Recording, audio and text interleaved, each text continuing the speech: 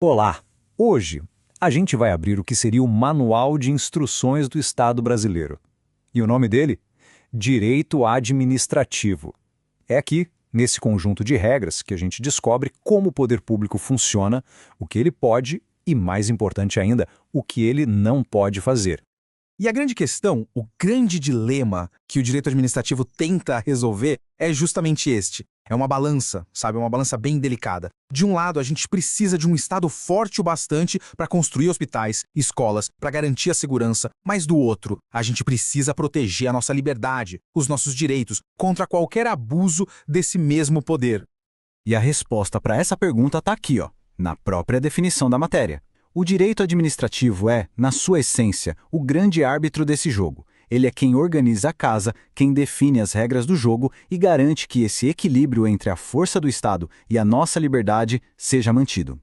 Para a gente desvendar esse tema, nosso roteiro de hoje vai ser bem direto. Primeiro, vamos entender o que é o direito administrativo. Depois, a gente explora esse grande equilíbrio do Estado e descobre de onde vêm as regras. Aí, a gente mergulha nos princípios que guiam tudo isso e, no final, vamos ver uma dica de ouro de como esse conhecimento todo é a chave para aprovação em concursos. Então, vamos lá. Começando pelo começo, pela base de tudo. Para entender como o Estado funciona, a gente precisa saber o que exatamente essa área do direito define e quais são as suas funções mais importantes. Basicamente, ele faz 4 coisas essenciais. Primeiro, ele dita como o Estado tem que agir. Segundo, ele coloca limites muito claros para proteger todo mundo. Terceiro, ele dá uns poderes especiais, que a gente chama de prerrogativas, para que o Estado consiga agir em nome de todos nós. E quarto, ele cria os mecanismos de controle, para que a gente possa fiscalizar se tudo isso está sendo feito direitinho. Agora sim, a gente chegou no coração da matéria. Esse equilíbrio que eu mencionei, ele não é só uma ideia não. Ele tem um nome técnico, um nome fundamental. Regime Jurídico Administrativo. E olha, pode acreditar, entender esse conceito é o que abre a porta para compreender todo o resto. Essa dualidade funciona mais ou menos assim. De um lado, temos as prerrogativas. Pensa nelas como se fossem os superpoderes do Estado. Tipo, a capacidade de desapropriar um terreno de alguém para construir um hospital. Algo que uma pessoa comum jamais poderia fazer. Mas do outro lado, a gente tem as restrições, que são como escudos para quem é cidadão. No mesmo exemplo, o Estado pode até desapropriar, mas é obrigado a pagar uma indenização justa por aquele terreno. Entende a lógica? Um poder nunca vem sem um limite junto. Tá, legal. Mas de onde é que saem todas essas regras, todas essas leis? Quem, no fim das contas, escreve esse manual de instruções do Estado? Bom, a resposta para isso está no que a gente chama de fontes do direito. A organização aqui é bem lógica, viu? As fontes primárias são a base de tudo, são as que mandam para valer. A Constituição, as leis, elas criam direitos e deveres na hora. Já as fontes secundárias, como os decretos ou as decisões dos tribunais, elas complementam, elas ajudam a gente a interpretar e a aplicar as regras principais. Elas não criam uma regra do zero, mas explicam como a regra que já existe funciona na vida real. Certo, já sabemos de onde vêm as regras. Agora, vamos entender quais são as mais importantes de todas. São os princípios, que funcionam como uma bússola moral e legal que tem que guiar todo e qualquer ato de um agente público, sem exceção. O primeiro e talvez o mais fundamental é o da legalidade. Para a gente, na vida privada, vale aquela regra de que tudo que não é proibido é permitido, certo? Pois bem, para o administrador público, a lógica é o exato oposto. Ele só pode fazer aquilo que a lei manda ou permite expressamente. Se não está na lei, ele simplesmente não pode fazer. Fim de papo. Depois vem a impessoalidade. Isso quer dizer que a máquina pública não pode ter amigos nem inimigos. A ação do Estado tem que ser totalmente objetiva, sempre buscando o bem comum, e nunca, jamais, para beneficiar o fulano ou prejudicar o ciclano. É por isso que um governante não pode colocar o próprio nome numa placa de obra pública. A obra é da população, não dele.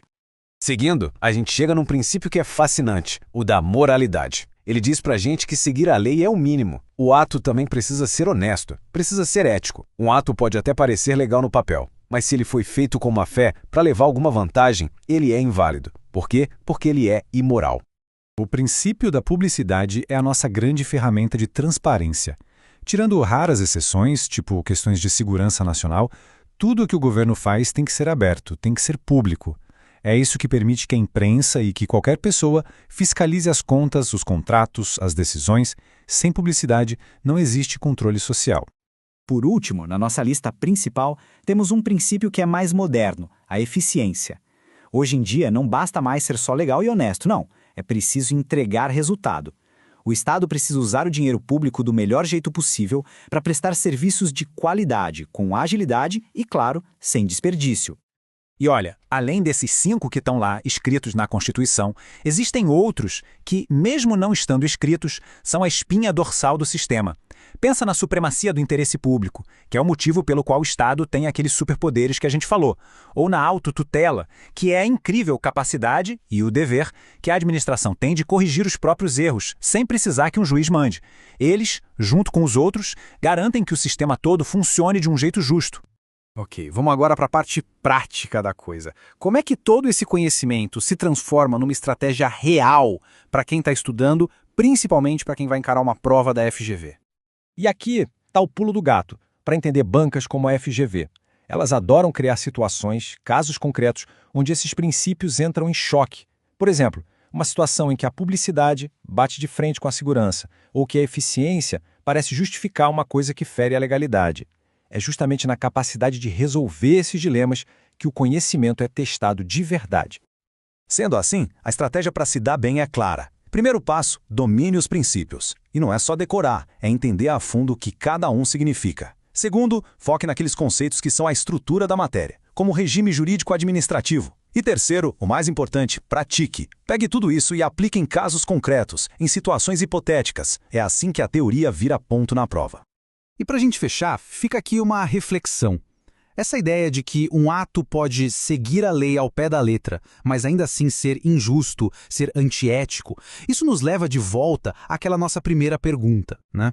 Isso revela que as regras do poder não são só um código técnico, elas são, na verdade, um campo de batalha constante entre o que é permitido e o que é certo. E entender essa diferença no fundo é essencial não só para passar numa prova, mas para todo mundo exercer a cidadania de forma mais consciente.